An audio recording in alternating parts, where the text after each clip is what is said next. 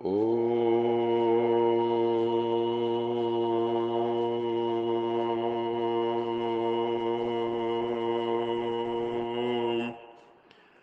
शांति।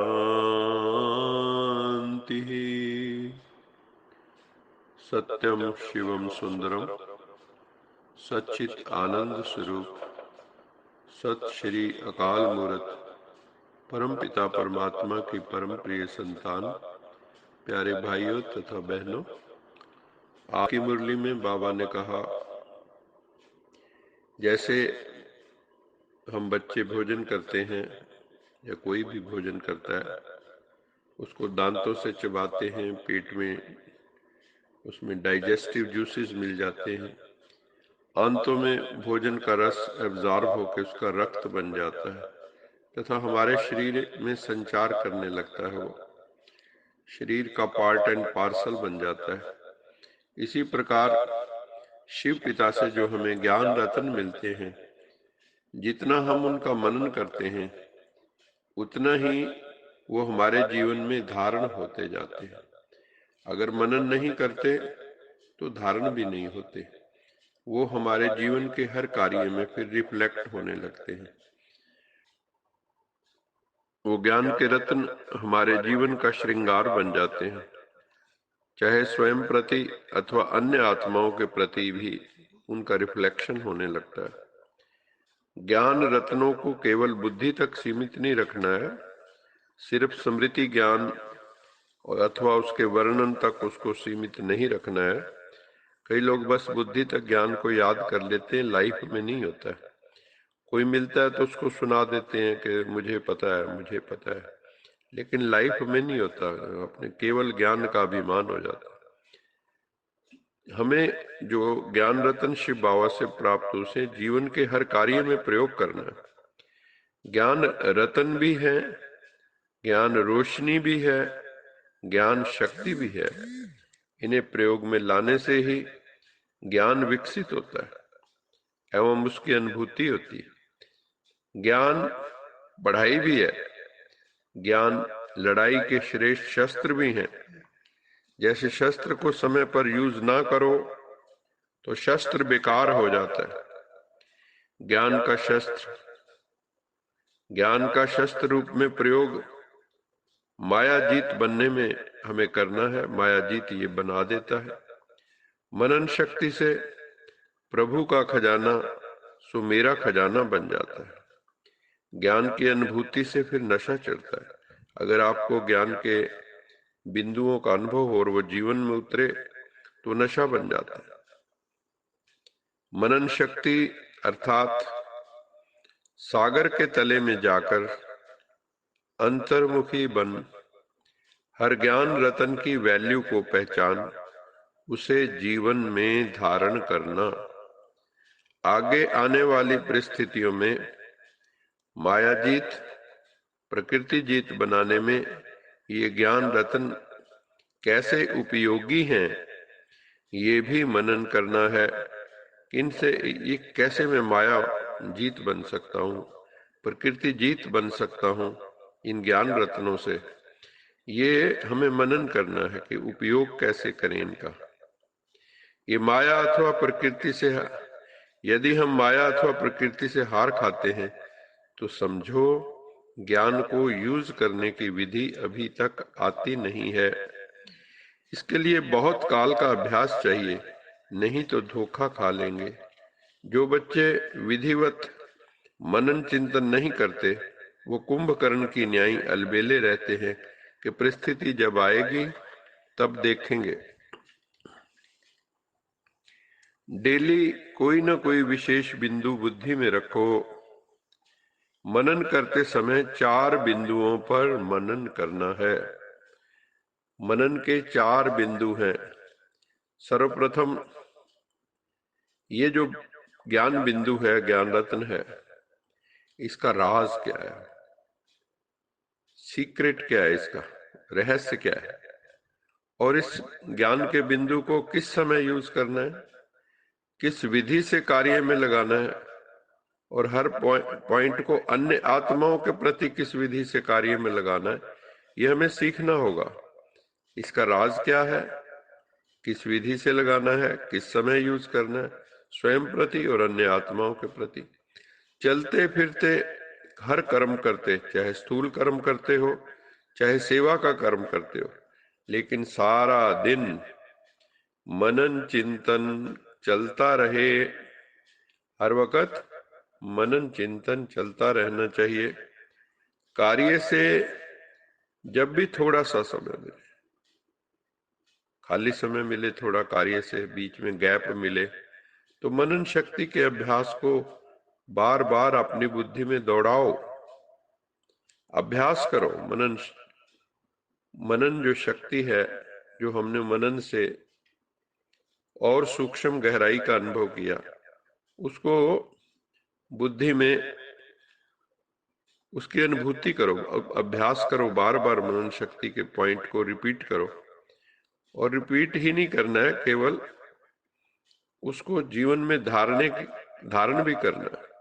एकांत में जाओ, एक पॉइंट का विस्तार में चले जाओ, कैसे इसको यूज करना है, कहाँ पे यूज करना है, तो बड़ा आनंद आएगा, बहुत मजा आएगा, नशा चढ़ जाएगा, मस्ती चढ़ जाएगी।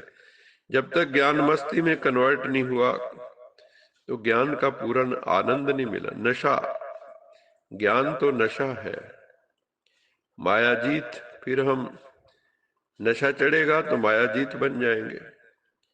मनन शक्ति से ही याद की शक्ति में मगन हो जाते हैं। मनन शक्ति फिर याद की शक्ति बन जाती है, मगन कर देती है। मनन हमें मायाजीत और व्यर्थ संकल्पों से मुक्त कर देते हैं। नहीं तो लीकेज के कारण बीज रूप पावरफुल स्थिति का अनुभव नहीं होता, फरिश्ताई स्टेज का अनुभव भी नहीं होता। चेक करना है हमें, ये चेक करें हम, सारा दिन मेरी समर्थ स्थिति, पावरफुल स्थिति कितनी देर रही।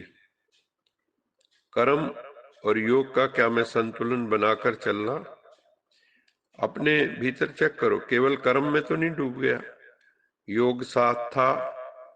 जैसे घर के काम करते हुए क्या झाड़ू लगा रहे थे, तो कम से कम ये याद था कि मैं आत्मा इस शरीर द्वारा झाड़ू लगा रही, भगवान के घर का झाड़ू लगा रही।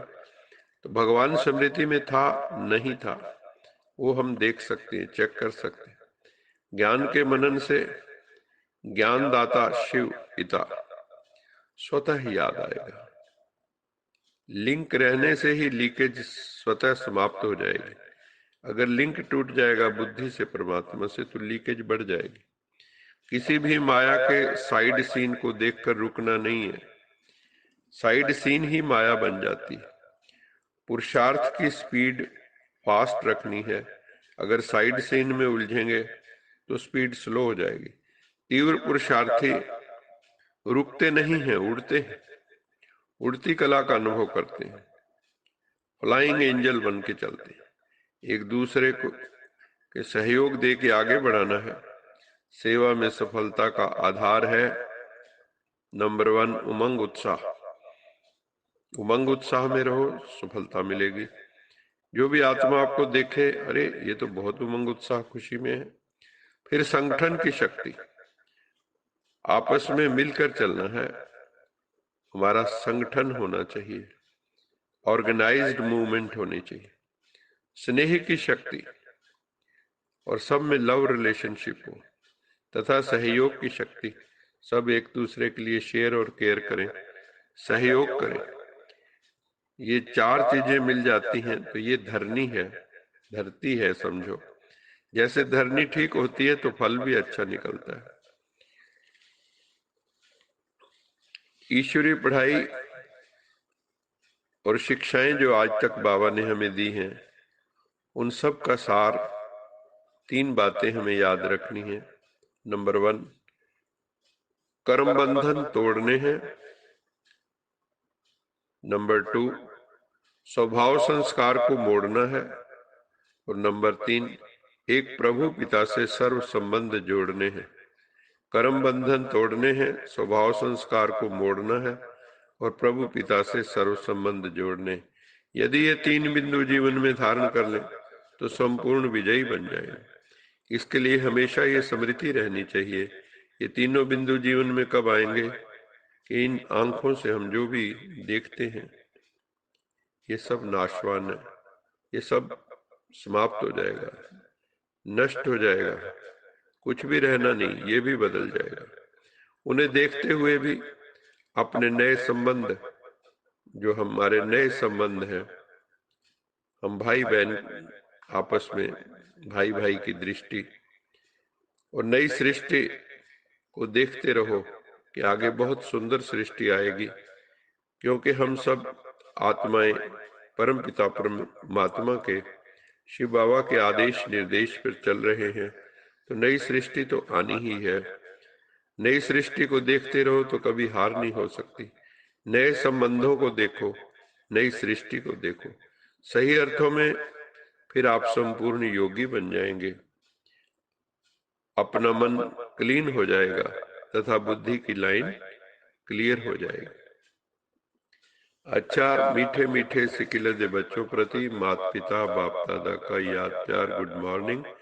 रूहानी बाप की रूहानी बच्चों को नमस्ते।